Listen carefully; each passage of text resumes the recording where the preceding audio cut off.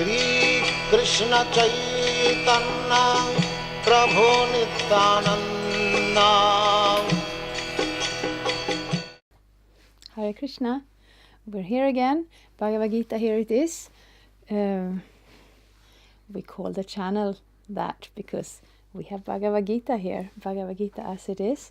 This edition is translated and commented by His Divine Grace A.C. Bhaktivedanta Swami Prabhupada.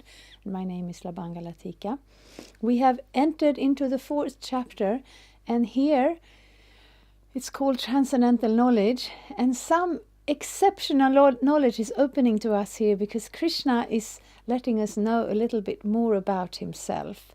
And although the Vedas, the aim of the Vedas is, of course, transcendental self-realization, which actually means connecting to the Supreme Personality of Godhead, but it's easy to miss that because the Vedas is so vast and has so many other lines or departments, so to speak. So therefore we want to come to the Bhagavad-gita because there it's basically one thing. We hear about Krishna consciousness, and we are reading text 9. Not only do we get to know Krishna, but here we get to know what that actually means for us. I'm reading the Sanskrit. Janma karma chame divyam evang yo veti tattvataha tyaktva dehang punar janma naitima meti sorduna. This is another one of those core verses that if you like to learn Bhagavad Gita verses by heart, you can pick this one as well. Translation: one who knows the transcendental nature of my appearance and activities does not, upon leaving the body, take his birth again in this material world, but attains my eternal abode, O Arjuna. That's really something. I will read it again. One who knows the transcendental nature of my appearance and activities does not, upon leaving the body, take his birth again in this material world, but attains my eternal abode. This is such a powerful promise. The Vedas, even just to reach liberation, even just in impersonal liberation, this is some specific, very strenuous endeavor in a specific yogic system that you may not finish within one lifetime. And impersonal liberation is not even reaching the complete destination, but going to Krishna's abode. I hope we will find that verse also. Going there means you do not come back. So Krishna says, if we know the transcendental nature of his appearance, of course, this is also not just, oh, I know it because I read it in the Bhagavad Gita a few years ago. We have to also know it in our heart. But with such a promise, it is actually worth to get to know Krishna. I will read the purport. The Lord's descent from his transcendental abode is already explained in the 6th verse. One who can understand the truth of the appearance of the personality of Godhead is already liberated from material bondage, and therefore he returns to the kingdom of God immediately after quitting this present material body. Such liberation of the living entity from material bondage is not at all easy. The impersonalists and the yogis attain liberation only after much trouble and many, many births. Even then, the liberation they achieve, merging into the impersonal Brahma Jyotir of the Lord, is only partial. And there is the risk of returning to this material world. But the devotee, simply by understanding the transcendental nature of the body and activities of the Lord, attains the abode of the Lord after ending this body, and does not run the risk of returning to this material world. In the Brahma Samhita 5.33, it is stated that the Lord has many, many forms and incarnation. Advaitam, Achyutam, Anadim, Anantarupam. Although there are many transcendental forms of the Lord, they are still one and the same Supreme Personality of Godhead. One has to understand this fact with conviction, although it is incomprehensible to mundane scholars and empiric philosophers. As stated in the Vedas, Purusha Buddhini Upanishad, Eko devo nitya lilanurakto bhaktavyapi hridyantaratma. The one Supreme Personality of Godhead is eternally engaged in many, many transcendental forms in relationship with his unalloyed devotees. The Vedic version confirmed in this verse of the Gita personally by the Lord. He who accepts this truth on the strength of the authority of the Vedas and of the Supreme Personality of Godhead, and who does not waste time in philosophical speculation, attains the highest perfectional stage of liberation. Simply by accepting this truth on faith, one can, without a doubt, attain liberation. The Vedic version, Tattvamasi, is actually applied in this case. Anyone who understands Lord Krishna to be the Supreme, or who says unto the Lord, "You are the same Supreme Brahman, the personality of Godhead," is certainly liberated instantly, and consequently his entrance into the transcendental association of the Lord is guaranteed.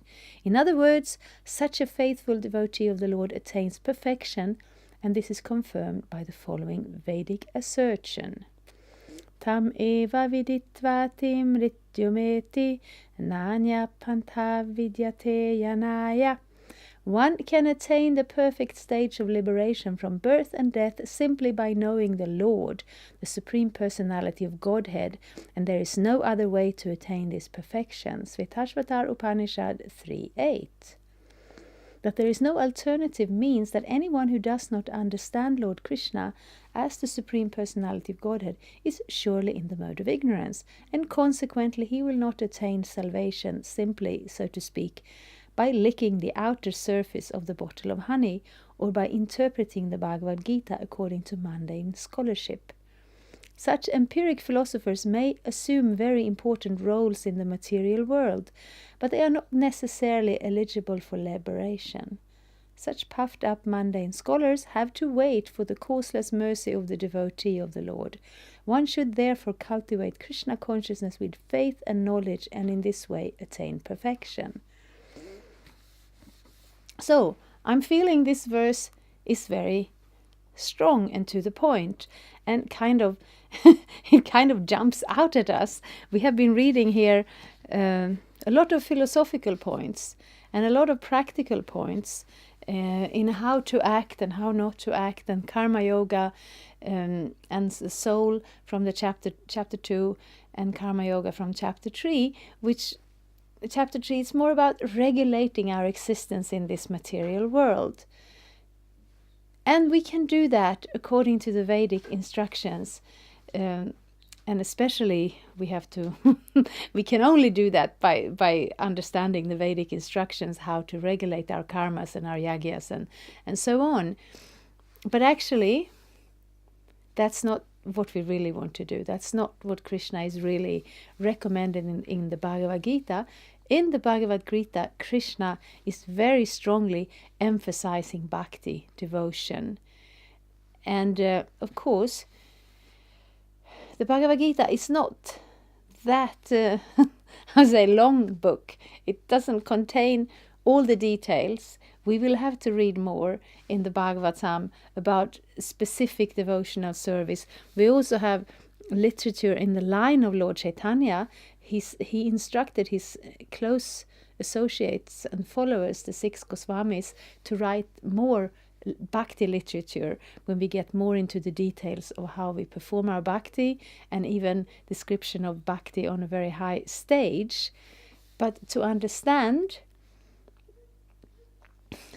in our temple now, every morning we are reading the Srimad Bhagavatam, and we are in the 11th canto of the Bhagavatam, where there is a section called the Uddhava Gita, where Lord Krishna, here he's speaking with Arjuna. In the Uddhava Gita he's speaking with Uddhava, and this is after the battle of Kurukshetra, but it is before Lord Chaitanya wraps up his pastimes on this planet and goes back to the spiritual world. And he's instructing Uddhava, here he's instructing Arjuna, because he has an important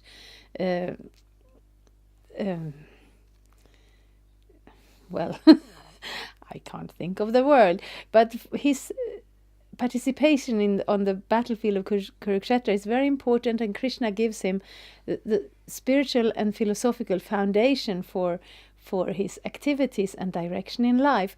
Uddhava also has an important task to do, because after Krishna leaves this planet and goes back to his spiritual abode, Uddhava stays. Uddhava is going to meet with the devotees, he's going to have specific service, and Krishna is speaking to him. And there they are speaking about pure devotional service, and this verse just stood out to me, because Krishna is explaining, in this world, when you are disgusted with the material existence, you take to Jnana Yoga, because Jnana Yoga means studying philosophy and being very renounced, giving up all sense gratification in this world. If you are not disgusted with the material situation, if you still have many desires, you take to Karma Yoga, because then you can regulate your desires in according to the Vedic principles. But if you are neither disgusted with material world, nor have desires, nor is attached to the material world, if you're very fortunate, you can take to Bhakti Yoga. And this comes back, we will hear it in the Bhagavad-gita, we will hear it in the Srimad Bhagavatam, and it is quite important to understand, especially if we come from a somewhat Vedic background, because there, these different paths kind of intermingle in in the culture. And sometimes it's difficult to pry them apart. Because in Bhakti Yoga, in devotional service to Krishna, we do perform activities, but we do not perform these activities in order to get a result. We speak of fruitive activities, which sounds a little bit poetic, and sometimes we don't understand it. But it means we do an activity not for its own sake, but because we want to achieve the fruit, because we want to enjoy that fruit. I mean, mostly if somebody plants a fruit tree, they want the fruits. And so the same thing applies to the karma kanda, to the sections of doing karma according to the Vedic instructions. We want that fruit. Or we have come to a stage where we absolutely don't want any more fruit, because we have personal experience of half of the fruits are rotten and we don't want them anyway.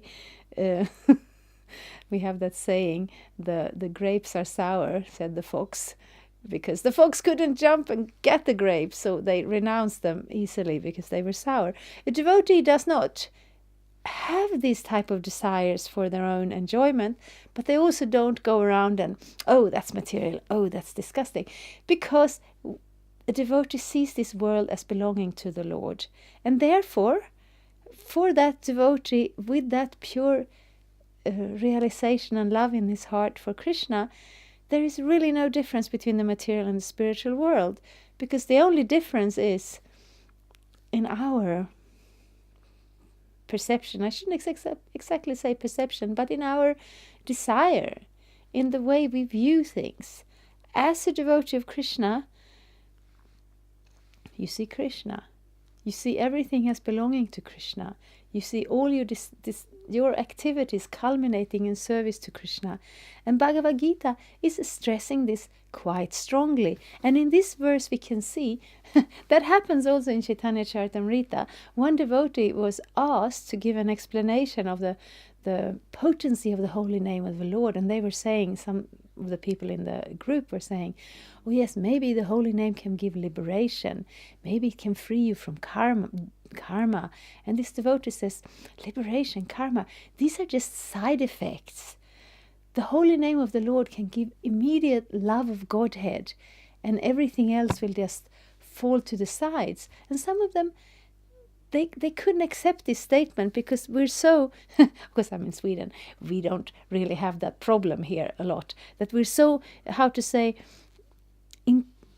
after hearing about this Vedic rituals and karmas and yogas and processes, and they're quite difficult, and they may take lifetimes, or they may be very expensive or complicated, demanding very qualified brahmanas, and then somebody comes and says, just by the shadow of the holy name, he's even saying nama basya, I think, I'm not sure.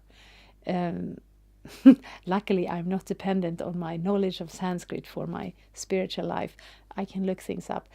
But the shadow of the holy name, not even the pure holy name, can give all those benefits of liberation and so on. The real benefit from the pure name, Sudhanam, is that it gives love of Godhead. And here we can see one who knows Krishna's transcendental nature of his appearance and activities, who knows that Krishna is not just some prince or some cowherd boy or some powerful yogi who does some activities in this world, who actually knows this is the Supreme Personality of Godhead. His appearance, his activities, they are all transcendental, eternal. That knowledge alone, and that knowledge, it's not a simple thing. It's not as, okay, I read it in the Bhagavad-gita, I know it now. That knowledge means it will have some impact on your life, on the way you view the world. It will mean something. It will mean you put Krishna in the center of your life. But then actually, you don't have to endeavor extra on the side to achieve anything else, because you don't need to achieve anything else. So here already, in the beginning of the 4th chapter, this very transcendental verse is sprung on us. And yes, I want to sit with this verse and meditate on this verse and allow it to enter into my heart and remind me that, yes, I'm doing so many things. I'm going to work. I have a home. I have a family. And that's all right. We don't have to give any of that up. But if we can just bring that consciousness to the center of our heart, that this Krishna, his transcendental appearance and activities, there is really nothing else that we need to know in this world, because the supreme perfection of life, the ending line here, Prabhupada says, one should therefore cultivate Krishna consciousness with faith and knowledge, and in this way attain perfection. So, it's actually there, it's available for us. So we will read Krishna's Bhagavad-gita with this in mind. Thank you very much. Hare Krishna. Thank you for watching. We aim for updates every Tuesday and Friday. Please come back. If you have any questions or comments, please leave them down there. We also have some links and information for you. And there is, of course, the subscribe button. Thank you. Hare Krishna. I'm a Hare Krishna, and I approve this message. Subscribe. Hare Krishna, Krishna Krishna, Hare Hare, Hare Rama, Rama Rama, Hare Hare. Hare Krishna, Krishna Krishna,